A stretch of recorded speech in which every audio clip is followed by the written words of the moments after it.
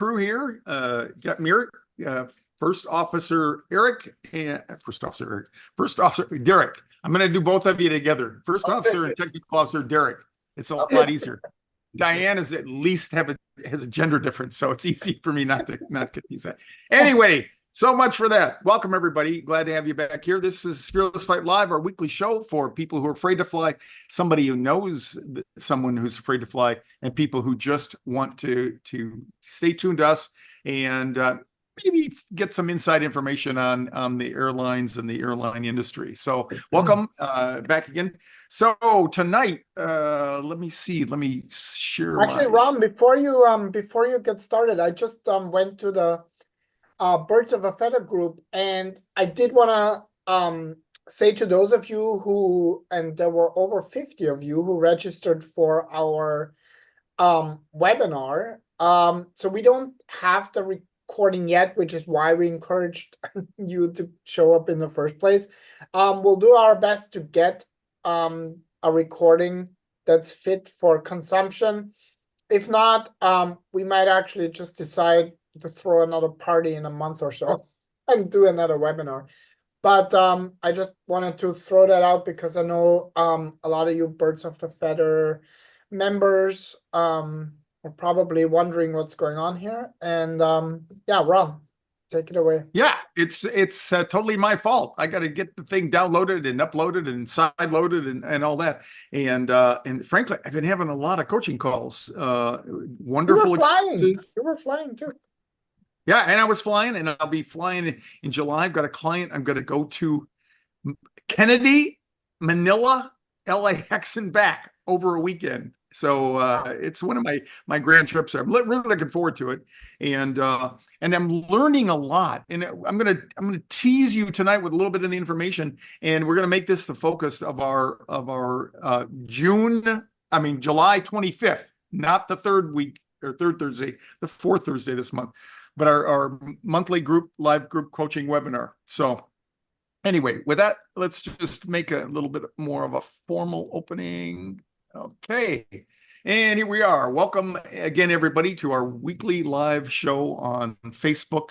It's a joy to be with you. And again, we want to remind you to join our Birds of a Feather group to get access to free webinars that we do for the people in the Birds of a Feather group. And the reason we want you in there is because it's a great way to get that sense of community and talk to other people. Many of the people that have given me feedback that I end up in 15-minute coaching sessions or other coaching with, they tell me that that's one of the first places that they landed when they found Fearless Flight, and it was a really positive experience for them. So you guys are all doing a great job out there. Really appreciate that.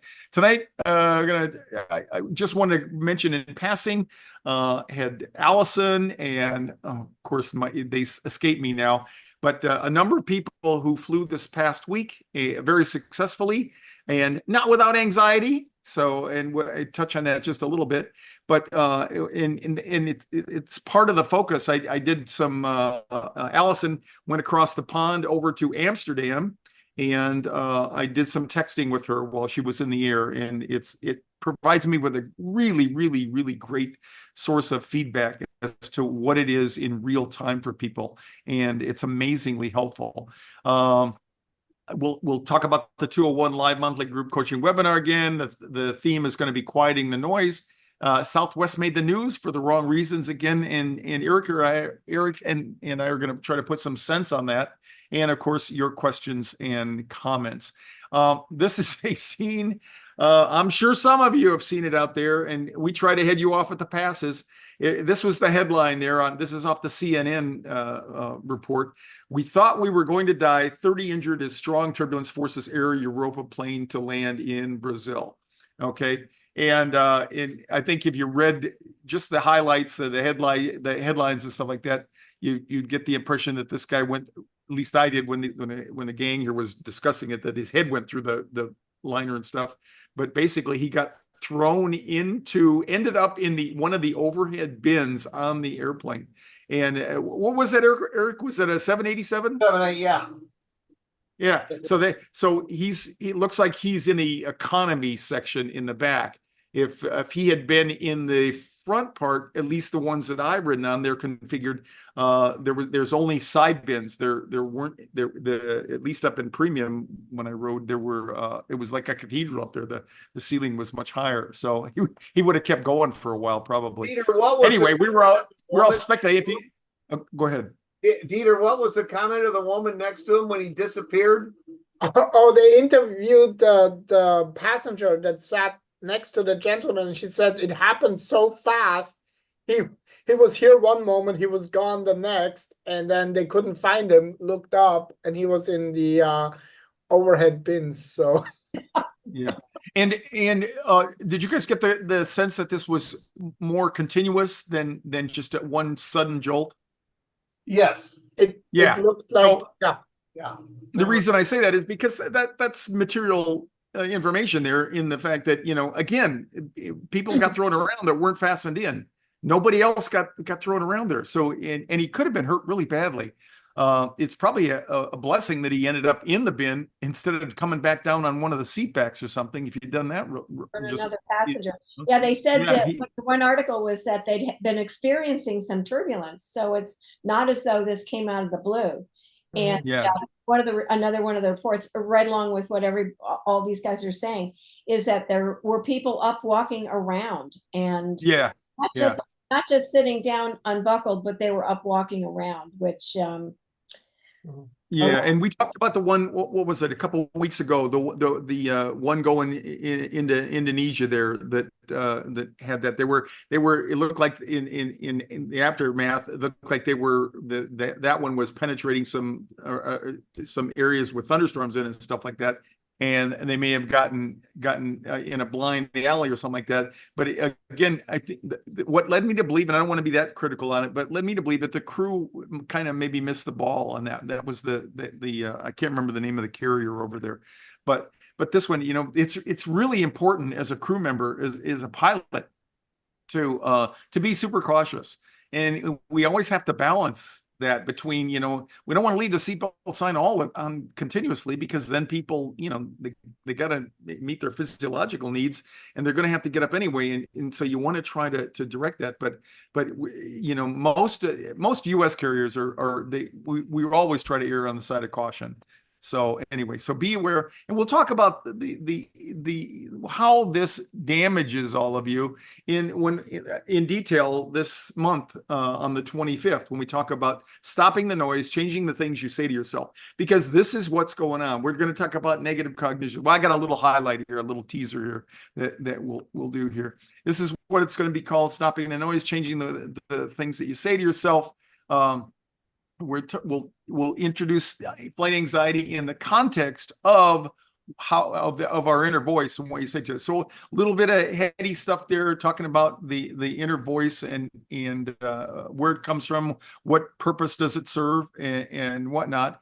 And it's a very useful part of you, except when it tries to help you relive this, incidents in the news like the one that we just talked about a couple of minutes ago. And so we're going to talk about the functions. We're going to talk about how to manage that and strategies to harness that. I've been experimenting with some new techniques and strategies with people that I've been coaching who get caught up with things like this. At least it triggers their anticipatory anxiety. And to be worried about turbulence per se. They're just worried about their own ability to withstand their emotions. And we'll have some guided visualizations as well. We'll talk about mindfulness and meditation and the purpose it serves. We'll talk about positive or negative cognitions and positive cognitions, and how you use those, how you can change your dialogue, change the things, the way you think about flying in order to improve your plight there. And we got some things like cognitive restructuring, the steps and the benefits to do that, and a little bit about thought stopping, not in the sense of don't think about a pink elephant, but in the sense of how to redirect your thoughts. and repurpose that. We'll talk about positive cognitions, the use of self-affirmations, examples, and the benefits of doing that, and journaling. Many of the people that I work with, I highly recommend they journal. It doesn't have to be formal. It doesn't have to be, you don't ever have to go back to it, but it helps to literally get rid of some of the energy when you're in those early stages. And it's never been reinforced for me more than in the last couple of weeks, talking to people who are out there on summer vacations, flying to Europe, flying across the Pacific, and getting the feedback how, yep, Capt Ron, you were right. All I got to do is get through that first 10 to 15 minutes, because once that passes, it becomes quite a bit easier. Okay. And one of the things we'll touch on is how to be compassionate towards yourself. Most of us have this thing that we beat on ourselves because we don't think that we think there's something wrong with us because we can't manage our thoughts and feelings like that. It's not true. There's a variety of reasons as to why we are the way we are. And when you look at it and get insights on it, you can better accept yourself. We'll talk about some of the therapeutic interventions and the benefit of community support, of course. And we'll have some activities to teach you firsthand how to do some of this stuff. The big change is the way that I am using in one-to-one coaching, the way I'm using discussing the role of negative cognitions. First, to understand them, and then how they specifically work in flight anxiety and what you need to do with that. And then of course, you need to counter those negative cognitions with positive cognitions. That is the essence of changing the way you think. And I've got a new way of looking at the elephant and the brain, or elephant and rider, the metaphor for our emotional and the logical processes that our brain goes through. And I think you'll enjoy it. And I'm getting some really positive feedback from people talking about or telling me how it was more helpful, gave them some insights that they were able to detach a little bit more from their own emotions. So and of course we'll get all done with this. So we're going to talk about. Hold on, Ron, there's a question here. It's like, okay, go ahead. That sounds really amazing. I want to sign up for this. My biggest challenge is how do I counter my negative thoughts that feel so overpowering? So before you get into that, Ron, this is exactly why we're doing this for our next monthly group coaching call, because you're not the only one who is experiencing that and is also experiencing the lack of confidence because it's based on your prior past experiences usually. Yeah. And the short answer is it's damn tough. When the chips are down, really, and this is what I'm gonna try to do, because I've had some real positive feedback from people who flew with me over from Burbank to Sacramento a week ago, and then I flew one-to-one with another student, Allie, and I flew with her up to Seattle last weekend. And then I have a person another Allie who just landed in Amsterdam just early this morning here.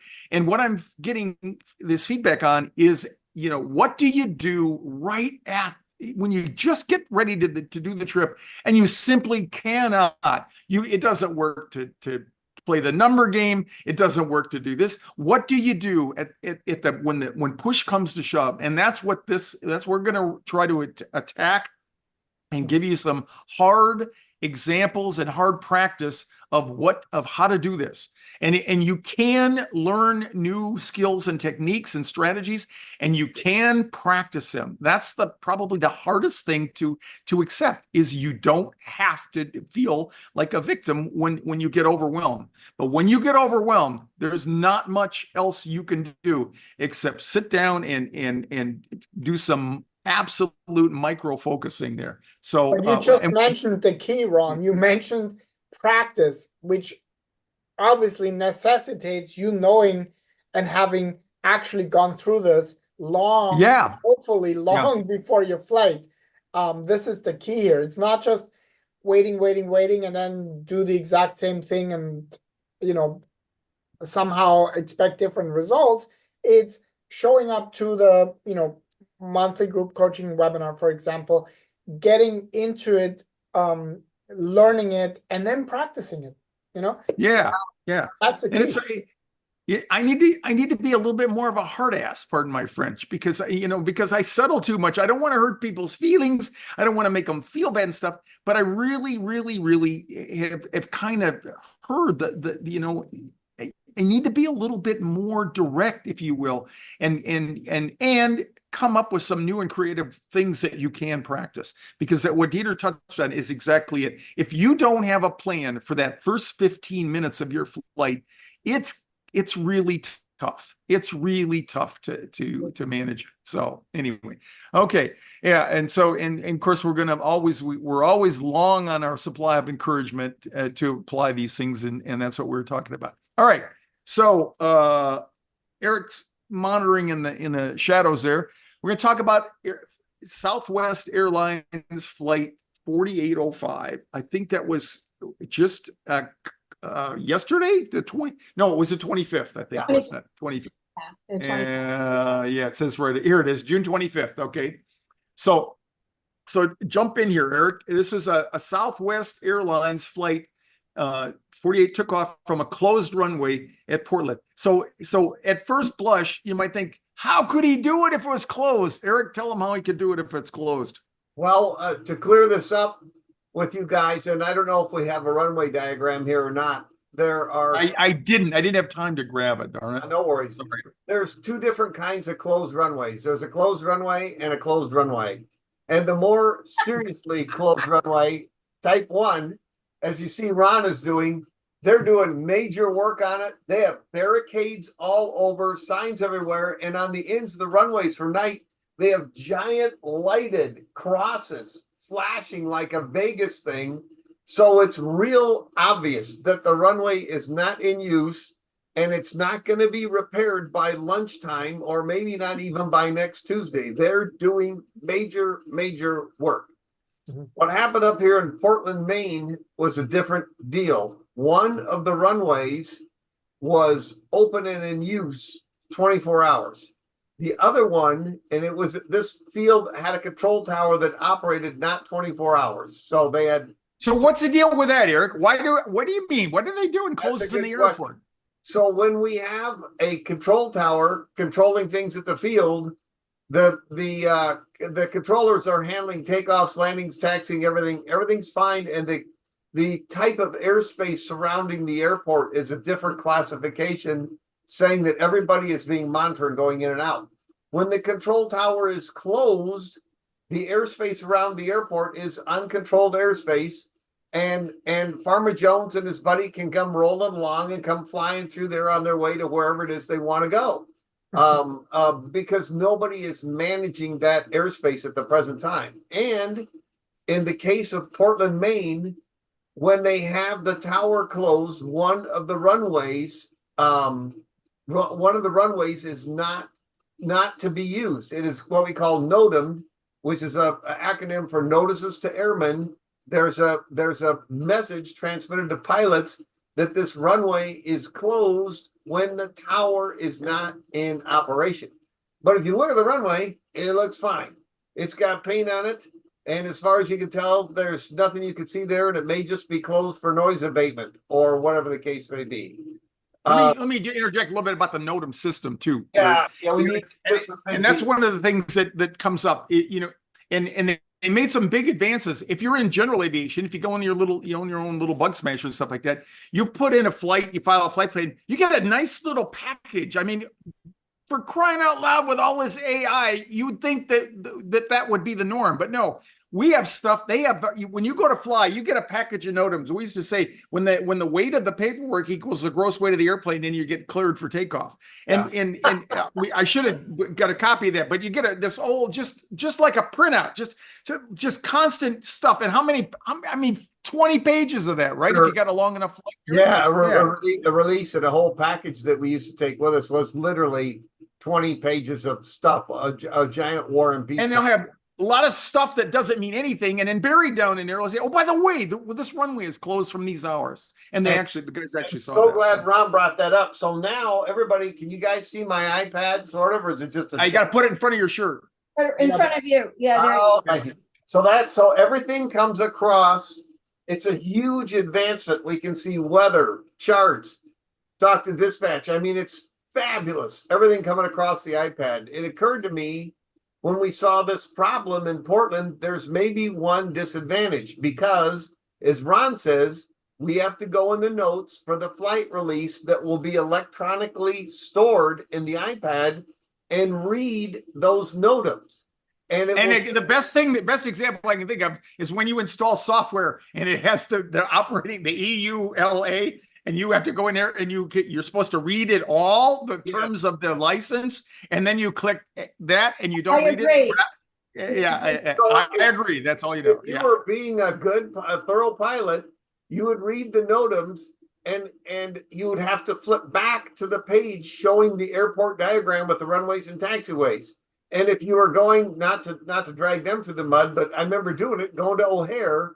So you'd have a huge list of partial taxiway closures, but you could do it with a paper chart on your desk or your left leg, and you could read the giant 20 pounds of paper that we got on your other deal, and you could go, okay, doesn't apply, doesn't apply, doesn't apply. You could actually do that fairly efficiently in 20 minutes, but on the iPad, you have to flip from the airport diagram back to the notes, back to the airport diagram, back to the note. You got to go back and forth to see what taxiways and runways they're talking about. And as Ron says, it'll just be a little note. The notams will be just a little list on the bottom.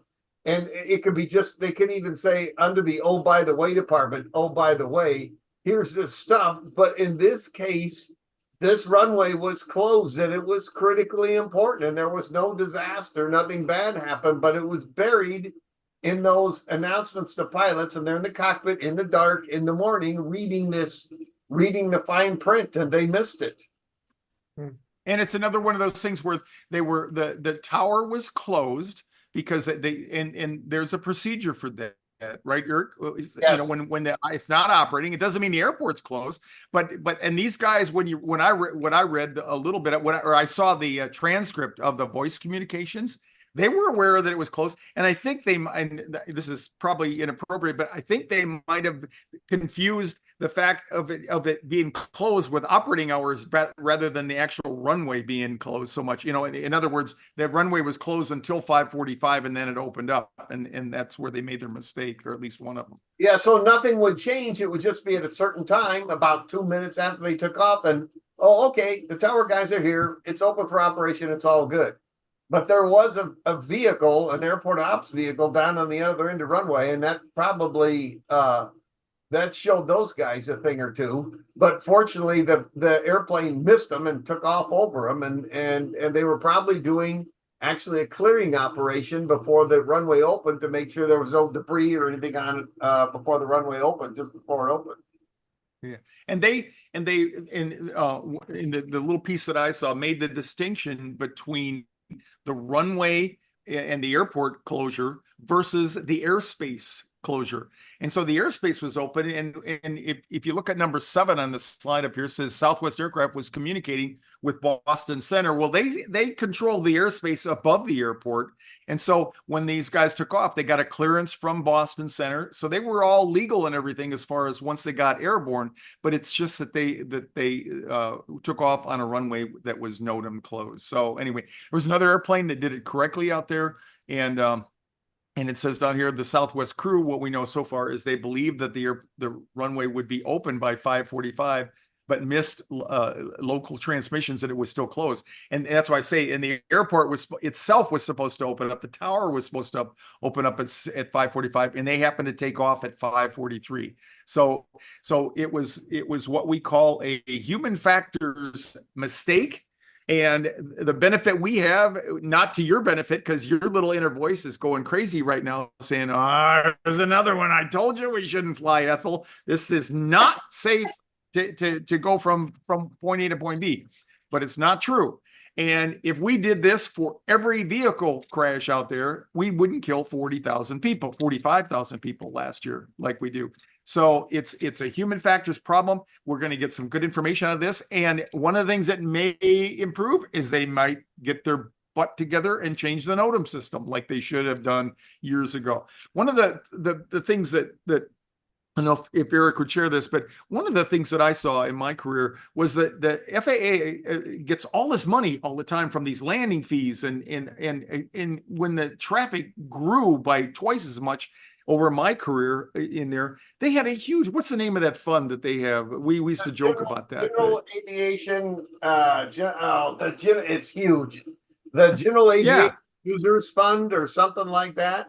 Yeah. And it's like your grandma hiding it under the mattress, so she has it on a rainy day. And they were notorious for not spending the damn money. And this is one of the things that they need to do. And again, you look at some of the Boeing problems. A big part of that was Congress not allocating enough budget for them to add more FAA people, and the FAA management itself not being responsible in doing that. So and it's not the right side of the government or the left side of the government or any of our screaming wackos.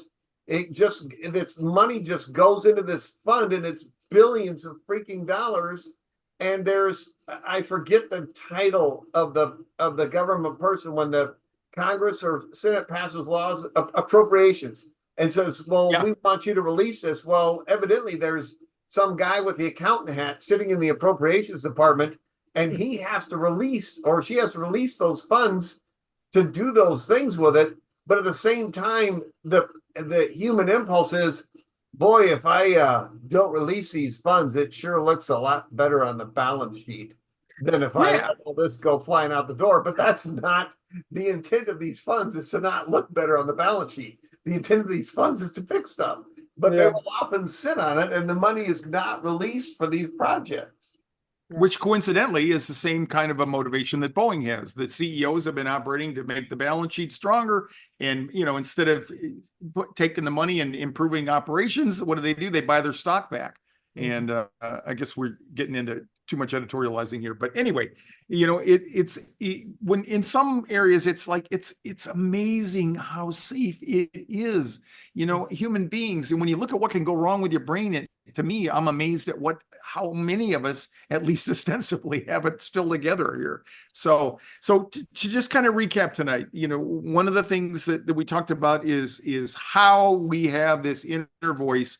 And I'm seeing that loud and clear from the people that I'm working with directly now, people that I've flown with, people that I'm coaching. When it gets down to when push comes to shove, how do you calm that inner voice? How do you change it so that you can have the confidence and you can dull that, so you can get through that first 15 minutes and, in worst case, not get off the airplane? And people are doing that with success. And that's why I say you're not going to zero out your anxiety the next time you fly. But if you practice some of the things that will show you, you can come up with strategies that minimize it. And we're going to focus on that on Thursday, July 25th. And then of course we closed with we talked about the two incidents, one where the people were up again in the aisles for right or wrong reasons, and somebody got hurt on that airplane. Strap yourself in, you're not going to get hurt. And then the last thing was Southwest. That's why human factors in aviation has really, really revolutionized an already safe way to travel. And that's why we're the safest way to travel here, is because we've learned how to focus on human factors. And one, crazy as it is, one of the biggest changes was we started acknowledging that we will make mistakes. And then we started looking at how to trap mistakes before they become problematic. And that's why it's why we haven't had a fatal accident since 2012 or 2009. I can't remember which one it was. And it gets safer out there. So any other things to say or questions or anything, comments, Peter? No, but there was a question about the 101. So we will not have the Cleared for Takeoff 101 classes at the airport in the summer. So there won't be. So the in-person class is not going to happen for July and August. However, we will have the 101 online, which is always the first Sunday of the month, right? Is Yep. that? Yep, that's true. So which actually means then there is one coming up Mhm. on the Sunday. 7th. Yeah. Which means I forgot to get the sequence going this morning. So anyway, so we're not as automatic as we want to be yet, but we're working on it. Not quite yet, but it's like those modems, you know. Yep. Yeah, the NOTAM problem. Yeah. It's buried in one of the 20 pages. Human factors. It's another human factor here. So anyway, But it is on yeah. Sunday. I'll put the link in here. It is Sunday, 10 a.m. Pacific, 1 o'clock Eastern. And it's fun. It's free food. No food. Free information, and you can come and ask questions. So doesn't matter whether you're been with us a long time or you've never been with us at all. Come and join us on Sunday, and we'll talk about flying and overcoming your fear. And lastly, I want to answer Valerie's question. Valerie asked, will there be a group flight coming up? And we do not have flights scheduled, neither from Phoenix nor Burbank at this point. Generally speaking, we do fly around October-ish out of Burbank, and maybe we'll combine that with Phoenix as well. But we don't have anything scheduled, Valerie, and if and when we do, we'll share it here, as well as on our Birds of a Feather group. So if you are a member of that group, then you will hear it, read it first there probably. Yeah, we're gonna move more towards the if you build it, they will come. So we're gonna set a date. Hopefully, we'll set a date in the next couple of weeks for October-ish. And we'll pick at least one destination, and we'll try to do something somewhere else, and tell all your friends and relatives if they're. One of the things that surprised me, and I take responsibility for it, is I didn't think, I thought somebody calls me up and they say, hey, you're gonna have a flight, and they're trying to get ready for a flight in July. And I say, yeah, but we're not going to do it until September, October. I think that mistakenly that they wouldn't want to go. That's not true. I have people that are flying actively that want to do the flights. It's such a powerful experience when you fly with a group. I just can't overemphasize that. It happened again a couple of weeks ago. My gosh, you see these people coming. Two people were convinced that they were going to come to the airport, turn around and go home. And they not only did they not go home, they got on and they had the time of their life. So anyway, so we'll be flying more. That's the most fun of anything I do. It's the most time consuming and expensive too. So we would like to get a good crowd to do that. Not too big, not too small. It's very rewarding to see you guys defeat that animal in your heads and get on the airplane. Yeah. A tremendous time for us. Yeah, raw courage. It's really inspiring. So anyway, okay. Thanks, Diane. Thanks, Eric. Thanks, Dieter. And thanks, guys. 15 seconds. I'll leave you guys with a summer turbulence tip since we are flying again. If the passenger next to you flies out of the seat and goes in the overhead baggage compartment, shut the bin until after you land so they don't come flying back out and land on everybody else. I'm just throwing that out there. That's just common courtesy. All right. Captain Eric's thoughts. I knew he couldn't beat the 15 seconds, and I knew I had time to get it up there. So I wanted to do that. All right. Well, that was great advice. Appreciate that. Sure. All right. So thanks to everybody, the crew here and everybody, and we'll see you again next week for another episode of Fearless Flight Live. Have a great week, everybody. Bye-bye. You guys.